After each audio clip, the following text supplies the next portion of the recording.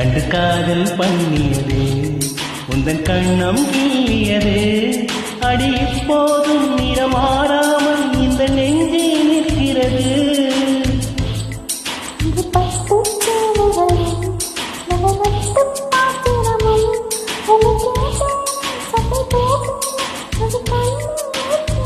ஜாதி மல்லி பூவே தங்க வெண்ணிலாவே ஆசை தீரவே பேசலாம் முதல் நாள் இரவு.